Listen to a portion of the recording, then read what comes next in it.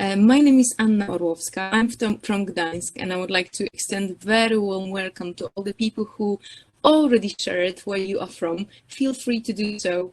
I would really like you to join the chat and use it extensively. So that we've got a little bit of interaction as much as we can in these very strange online times. I would give up a lot of things to be able to be with you live in a room when we could actually interact and benefit from each other's experience, body language, and communicate much more effectively. So far, this is what we've got. We've got the online thing, but let's make the most of it. As I mentioned, my name is Anna Orłowska, and I am a teacher of English, and I think that's more or less it, because that very much characterizes me, that makes me who I am. I'm afraid there is not much behind it and beyond it. That's maybe what I wanted to say. What I wanted to talk to you about today would be something that I've discovered quite recently that helped me to somehow boost creativity of my students and give them autonomy, but at the same time harness this creativity and make it somehow fit a skeleton of the time limitations or content limitations that we are all bound by.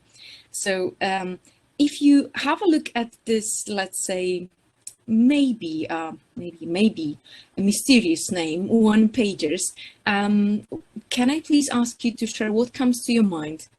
Do you think you use one-pagers? Do you think you know what they are? Can you please share when you see these one-pagers phrase?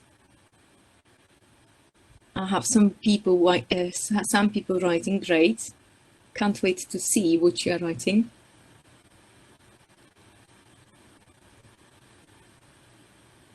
You don't know. No, it's great that you don't know. Okay, I'm going to show you and tell you. But some people have some idea, or maybe just encountered them elsewhere than teaching. Some very small fonts. Okay. That might be true, but not in education. Yeah, exercise is fitted to one page. It might be as simple as that. I wanted to start off with this, a bit of, let's say, poll or a definition, little slips of paper for notes. Yeah, I guess you could use them for that particular purpose, or you could say that these are one-pagers. A worksheet. Yeah, definitely a worksheet would be one pager of a kind. The one-pagers I'm going to talk about would be ones that are made especially for education purposes, that just provide some kind of boxes, skeletons, to harness creativity, that are usually blank and that are used to be filled in with whatever students come up with as a result of the process of education.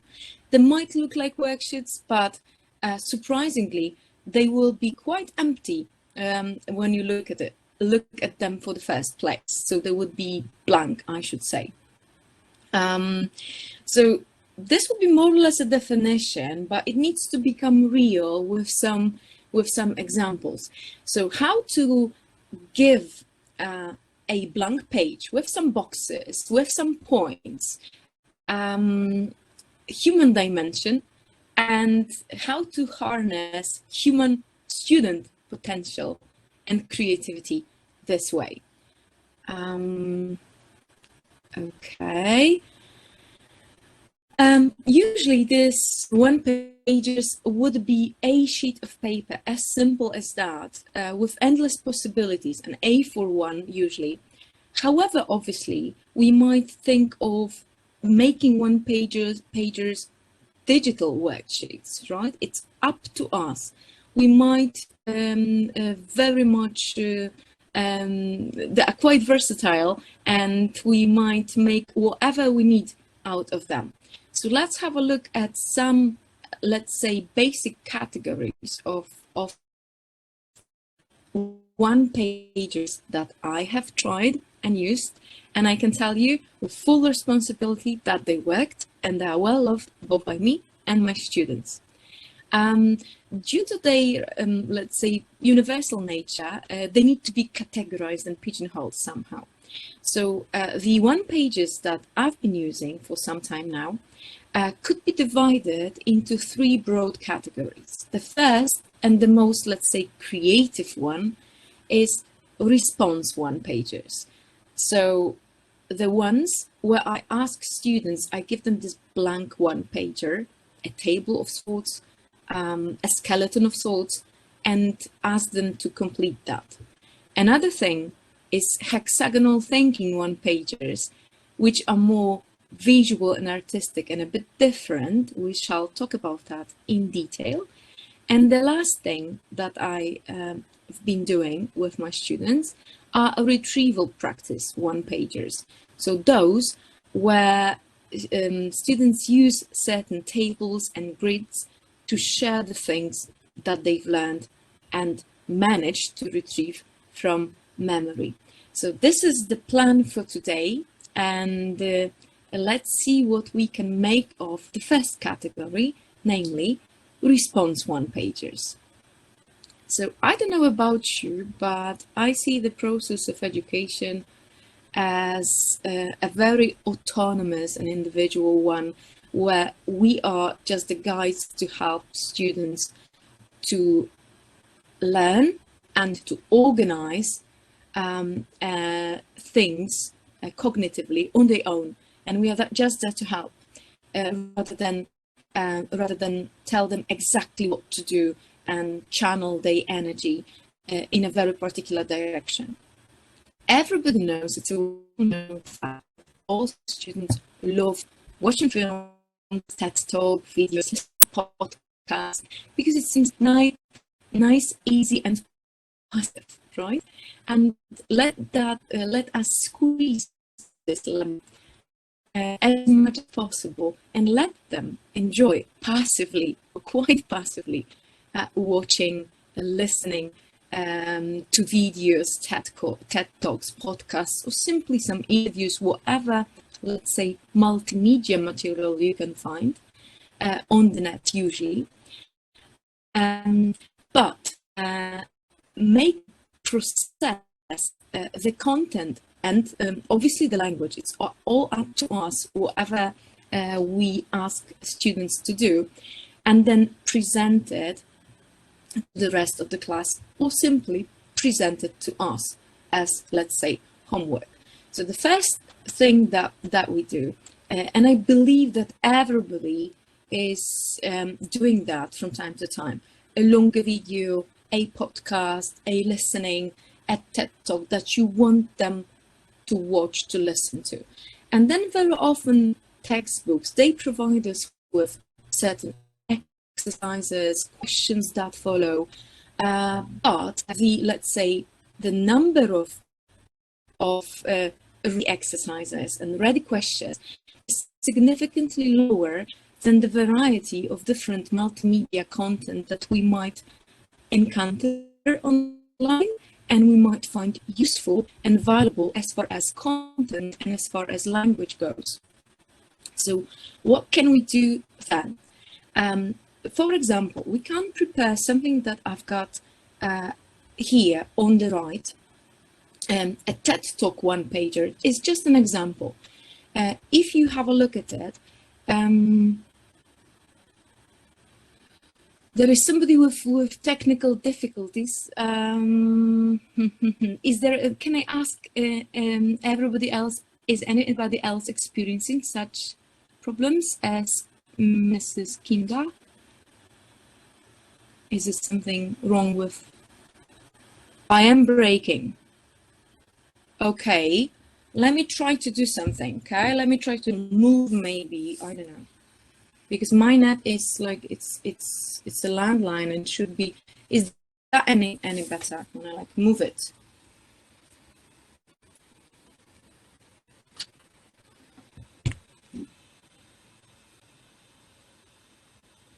Not really. Okay, is it any better? I just moved the thing. Sometimes it helps. No, no programs running. No, no, I tried to do my best with the cable net and everything. Seems better now. Okay, I'm waiting for some others to respond, and then we shall see. If need, just go on, don't worry. No, I should be still lagging. Okay. Hold on, let me.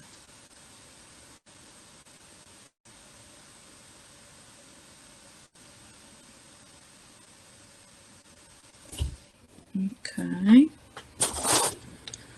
Some people say much better now. Okay, let me know if it's like unbearable. Okay, then I'll try to make some more, let's say, drastic moves. Some people write me that it's better now, so let's stick to it. So it's good news that it is actually better now. Okay, so coming back, yeah, better.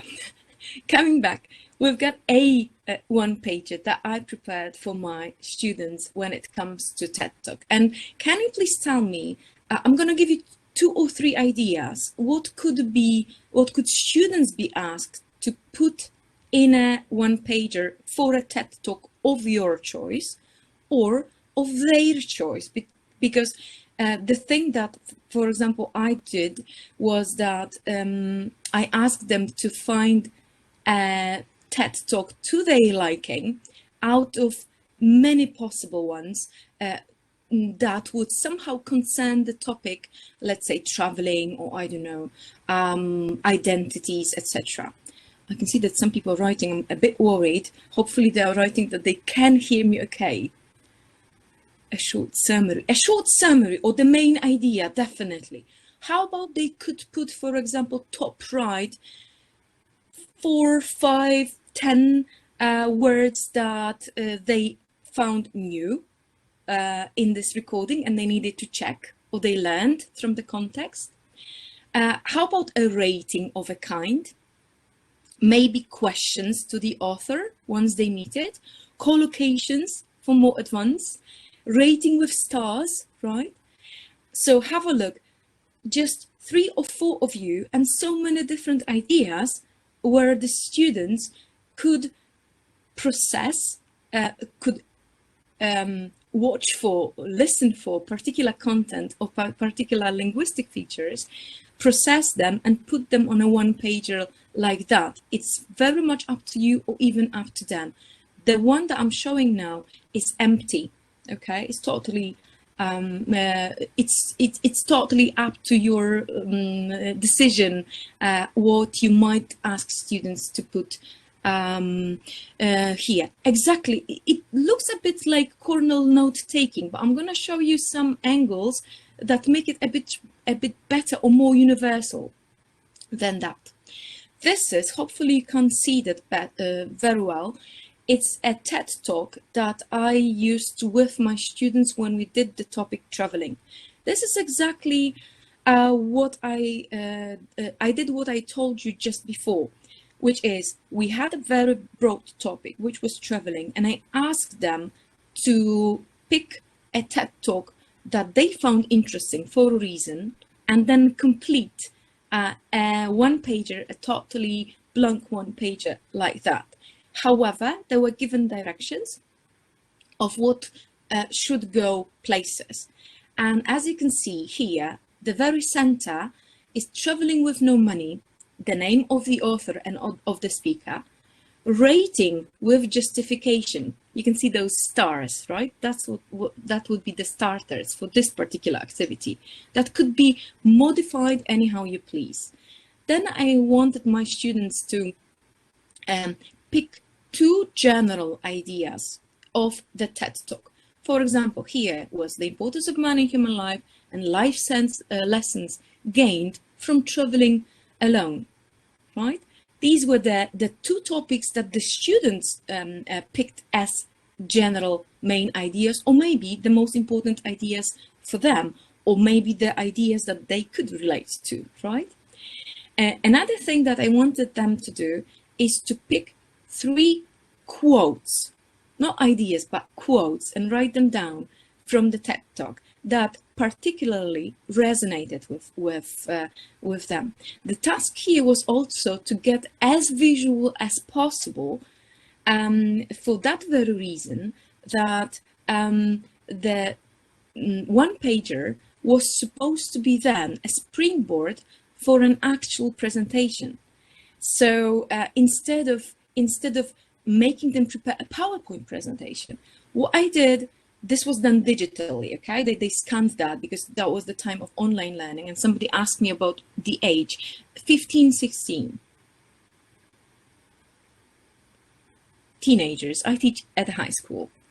And they picked those quotes, and then during the presentation, they had to justify why they picked this particular quotes, not any other, as the ones that stood out or stuck with them most, and also elaborate on the meaning of those quotes for them.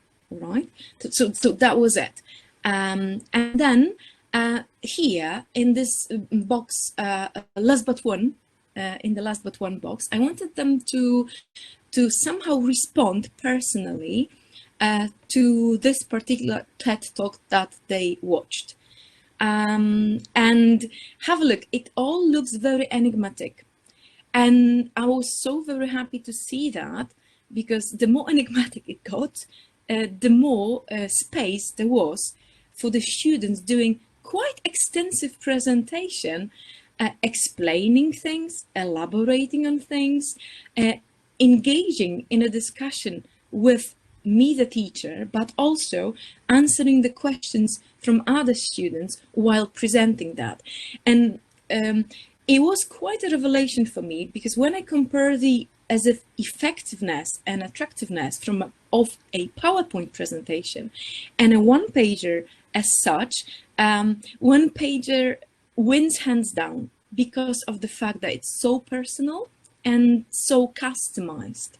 I can see some people writing, however, if there are no questions as to this particular one, let me show you some more work of my students. That would be, have you provided? Yes, I have provided the one-pager template.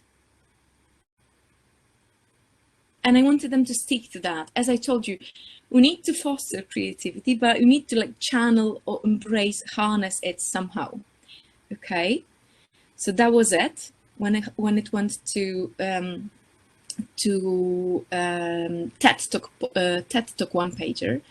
Another thing where I used yet another one-pager, a template exactly, was one that I was inspired by the blog Now Spark Creativity by Betsy Potash, an American ELA teacher, so English teacher, but like first language. And what she did with her students, and what she described on her blog, was the so-called tiny podcast project. So instead of just listening to projects, which was step one, by the way, and producing one-pagers, what she did was produced a bit of a framework for a project where students create their own tiny podcasts, or a series of them. And what the students were supposed to do here were use the template for the project to show the progress of their work while they were producing their end product. So they started off with planning and providing the title, the description of the show, designing a visual that would be the thing to accompany the actual podcast where they put it. And we put that, again, that was online learning, so we put that in OneNote. They created that with Canva or any type of Canva-like, let's say, program where they could do that. and simply draw something or produce something using existing templates. And they were supposed to choose topic for the first 5 episodes. They were supposed to write what type of music would accompany the show. So as you can see, this template is a bit different because it's not so empty. It's not so personalized. There are questions, there are things that are supposed to be completed so that you prove that you are working on the actual project. But again, I think that even when you take into consideration the, let's say, the fact how attractive that was for the students, I think that was much more attractive than a Word or a PDF worksheet with exactly the same points or exactly the same questions. They somehow found it special, something extra, something attractive. And once it was so visual, they could, for example, download it as an JPEG. Just a second, I'm going to answer that one. And then paste it onto OneNote. We are using Teams, that's why I'm talking about OneNote. And then people could see their project, the way it unfolded, and comment on it, ask them questions, which allowed for so much interaction in between the students. They were given the choice to work either individually or in pairs, and there were just 2 pairs out of 30 people in class that decided not to do it on their own. I think they wanted to do something on their own. They wanted to share something on their own, and the let's say the general idea behind this tiny podcast project was very, very open, because it was something that makes them excited, they're interested in. So again, very open ideas. So that was it, the tiny podcast project. And this is one where you might maybe, how long did it take you to do it? This tiny podcast project was not tiny in itself as a project. The podcasts were tiny, meaning very, very short and sweet. By the way, I will be talking about those podcasts and the tiny podcast project during my session at 5 p.m. For Gdańsk IATEFL region. So if you're into this project, you will find out more details there. It took something like 2 or 3 weeks. They were working on that individually, at home, as homework. You might be familiar with this template that you can see now, but I wanted to show that to you because that was something very, very visual, and that was something based on a video by Lexi Arthur.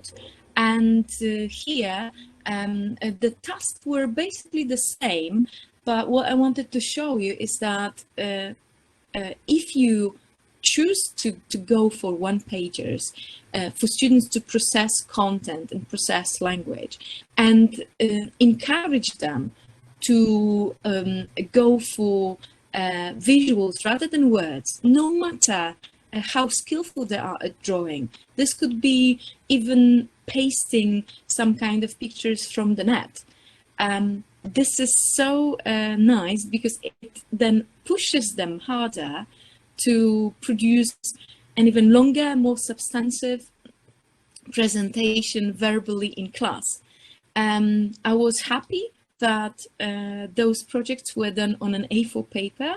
So they were complaining, but on the other hand, I saw it as an advantage that they could elaborate it so much, because it's like, have a look here. We've got the question, will I regret or will I not regret? And we've got some money symbols, and it's so like confusing. We don't know what to make of it until the speaker, the students, like A4, that was done like regularly in class on a sheet of paper simply. The smaller the better. And this is what you can do, for example, in class when you show them. Yeah, the format. Just a sheet of paper, that's it. And some highlighters. And this is what I wanted them to do in class. The previous one was done at home, where they could, for example, rewind the video, listen again. So I wanted, and I could expect them to be more detailed, to hear certain words, to do some research maybe even, while this one was like very, very spontaneous response to the content that are given.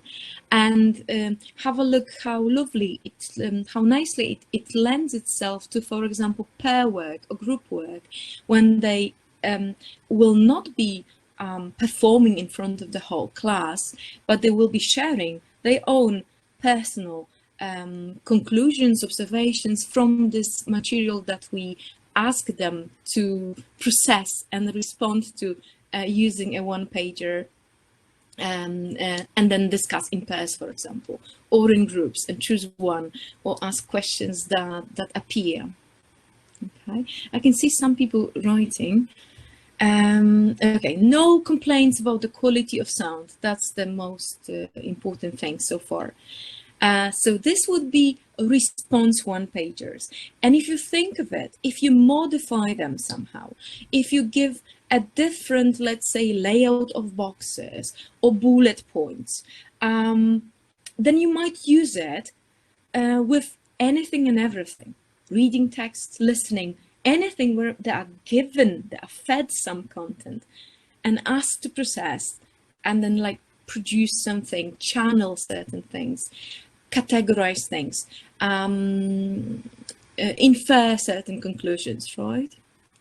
Okay, it's okay now, lovely. I don't know, maybe it's like the net failed us for some time. So these were the response one pages, my favorite, and very universal, easy to prepare, actually, no sweat on the part, on the teacher, full-fledged students' autonomy when they take over and they present and do a lot of speaking.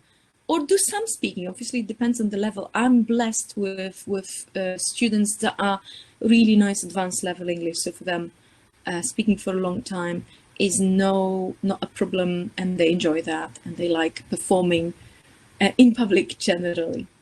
Okay, let's go further. Oh geez, it's just 15 minutes, but these are the two things that I think will take me some less time. So another idea that, again, I was inspired by the same Now Spark Creativity blog, Betsy Potash, hexagonal thinking. Is if you can see at the picture here, you might say, where is the one pager? There is not even a sheet of paper, there is not even a page. But again, the beauty of one pages is the fact that they actually allow human potential and human dimension to flourish and to be used in many different directions. So imagine those hexagons used to belong on a sheet of paper and they were just simply cut out. So originally they were a one pager, an empty one again. Anybody who's familiar with this idea, hexagonal thinking, what do you think is happening here in the picture?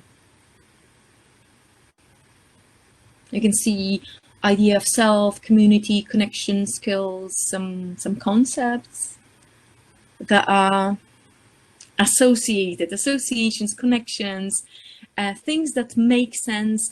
A bit like a mind map, but again, more like tactile, something that you can touch and can arrange. And it's more like, again, universal in this respect, that you can place them here or there and still have a good reason to do so and be right to do so, as long as you can explain to others, either speaking or in writing, what's your thinking behind it.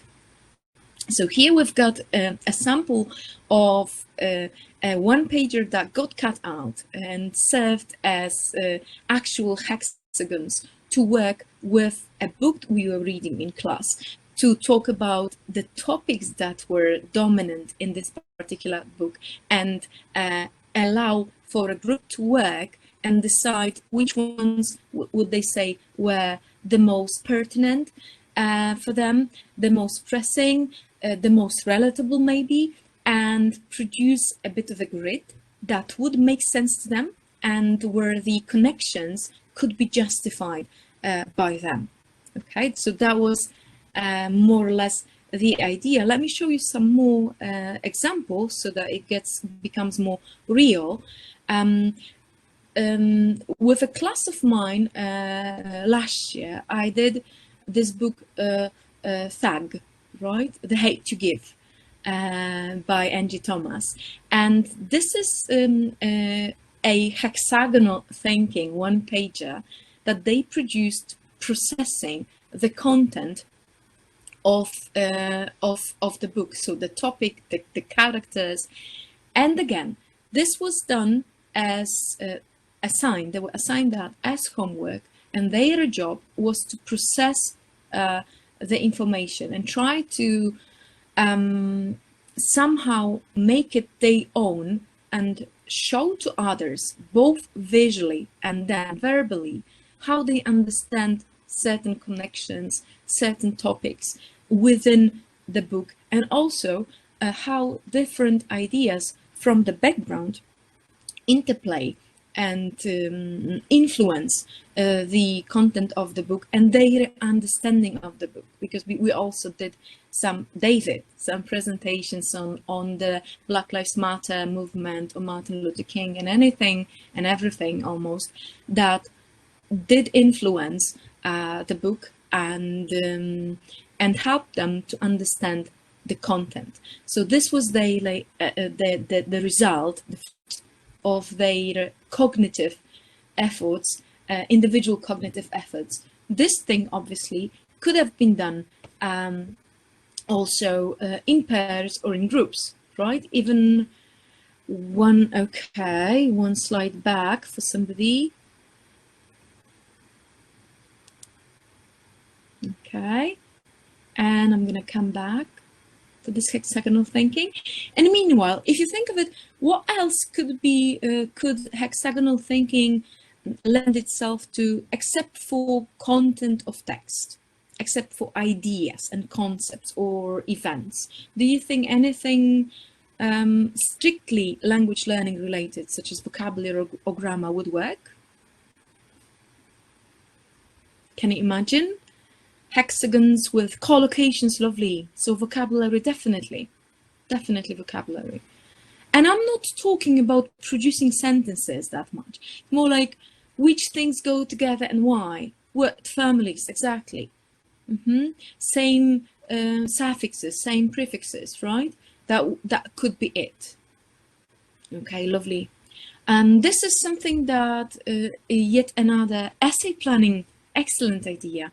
I mean, generally, I don't know about yours, but my students enjoy activities when they can actually touch something, like have the idea that stand up and like do some, let's say, building with some blocks, which would be hexagons in this respect, and easy to prepare. This was same book, but this time the student wanted to explain the connections that I think that was him, he saw between certain ideas, putting those numbers and providing an explanation on the right. So it could be done. This one-pagers that I'm trying to advertise in my classroom are usually sprinkled for speaking and presentation, like elaborating on them orally. However, they might also be done as homework, for example, or in writing, just like here, the student described the connections that he saw between ideas in quite a length, and they were all legit. And also what I like about hexagonal thinking is that there are no wrong answers. Just like with one-pagers generally, they are very individual, very customized, and anything goes. So they are good for Yeah, it was done online. It was done online, obviously. You give them just the template with hexagons, or you will be surprised how proficient students can be with the iPads, etc., or any kind of whiteboard where they can simply draw the hexagons. Then it's not tactile, yeah, but we have to make do what we've got. I mean, yeah, I also prefer learning and studying face to face. But if we can't have what we like, yeah, draw them in, even, right? But you've got the picture, you've got the idea. So we've got the templates. Yeah, we might cut them out. We don't have to. You might provide them with simply a very broad a grid of hexagons that some might be completed, some may not, or don't have to be. Okay, so that will be it, and we are left with 10 minutes, and it's time for the last group that I find really really nice. So what I have very recently tried to employ in my classroom are retrieval one-pagers. I hope that everybody is, if not everybody will soon be familiar with generally the idea of retrieval practice preached by Katie Jones and also by people whose name I can't really pronounce that created the book Powerful Teaching, where we've got the idea of retrieval practice given as one of the 4 pillars of successful lifelong learning, alongside with spacing and interleaving. So the general idea, for those of you who do not know the idea yet, but will obviously run to read on about it just after the presentation, is that we try to produce low stakes activities that give students the opportunity to retrieve or try to retrieve whatever they've learned from last lesson, lessons the week before. It could be vocabulary, it could be any content that you please. So again, students are given, we are preparing very, very universal grids, tables, whatever you call them, could be mind maps. I mean, there would be as many as ideas as teachers, and again, they could be done both in the regular traditional way, pen to paper, or they could be done online, or they could be done as presentation in front of the class, where everybody is using the grid that is being projected in front of them, and then just completing the grid for themselves, and then comparing that. But let me show you what happens.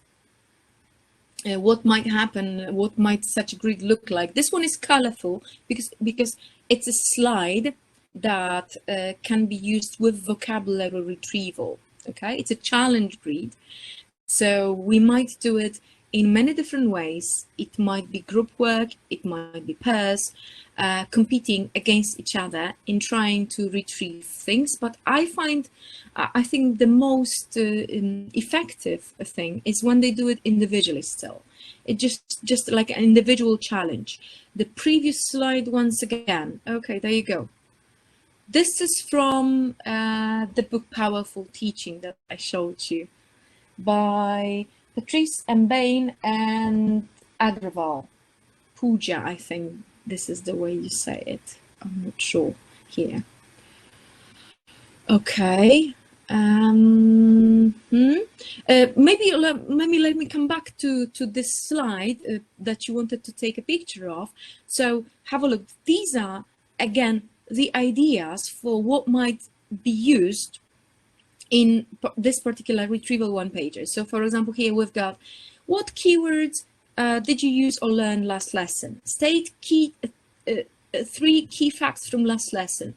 Ask your partner 3 questions based on the content covered in this term. So much longer than that, much earlier than that. That's what retrieval is about. In a second we shall see, like grade those retrieval stages. Explain a key concept or idea from last week in your own words. Discuss with your partners what we were studying in the lesson last week. And no notes allowed. This is important, that it's all about retrieving from memory, remembering things, putting them back on paper or sharing them with a partner, rather than an open book test where we simply check and revise and look for information that we could have forgotten. Okay, so that's it. And this is the grid that I started talking about. So as you can see, there would be 4 dominant colors, and they stand for as if, how to put that, how complex, how difficult, how challenging the particular question or task is. So you might actually give students points for that. So if they, for example, recall 2 words, let's say vocabulary is the focus today, 2 words from last lesson, and they put them onto the yellow pages, they would be given respectively 1 point for each. If they manage to recall words that they studied or they were used in classroom, introduced in classroom, words from last